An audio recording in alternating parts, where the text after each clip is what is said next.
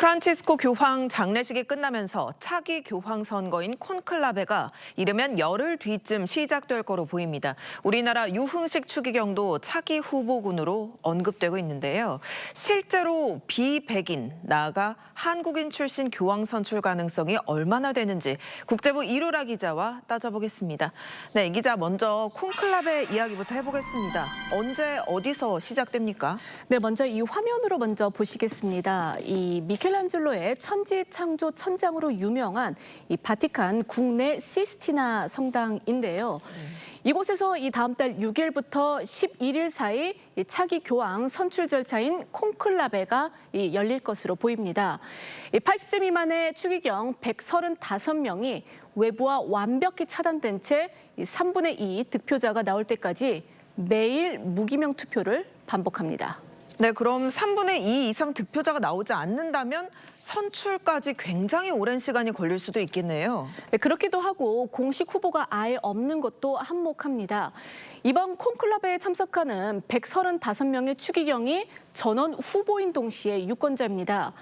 정치인 선거처럼 별도의 후보 등록 절차가 없다 보니 소위 주요 후보군이라고 불릴 만한 사람도 없다는 겁니다. 그렇군요. 좀 색다른데요. 후보군이 아예 없으면 어떤 추기경이 주목을 받을 수 있게 되는 건가요?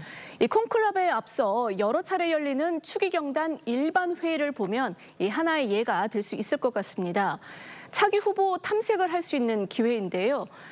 선종한 프란치스코 교황도 이 회의에서 이 4분간의 짧은 연설로 강한 인상을 남겼고 최초의 비유럽인 교황 선출에 결정적인 역할을 했다는 외신 분석이 많습니다.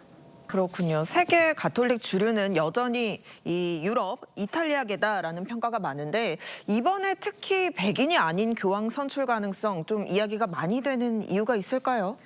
콘클라베 참석 추기경 135명 중 유럽 출신이 53명으로 가장 많습니다.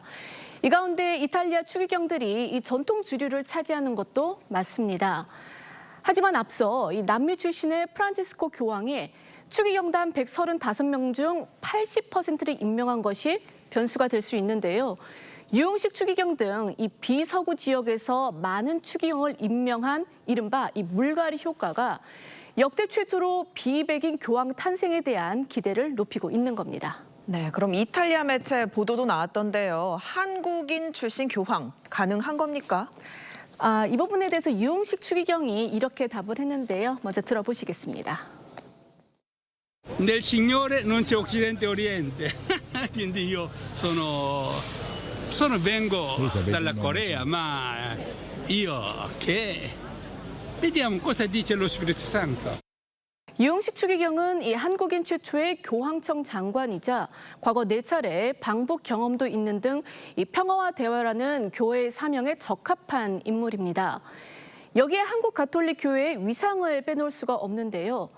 한국 천주교는 자발적으로 신앙을 받아들인 나라로 매우 높게 평가받고 있고 교세나 자원 면에서도 성장세를 보이고 있습니다. 2021년 기준 이 교황청이 내는 대표적 기부 금액이 미국에 이어서 전 세계 2위고요. 또 전 세계 선교사 파견 순위 3위 안에 꼽힐 정도입니다.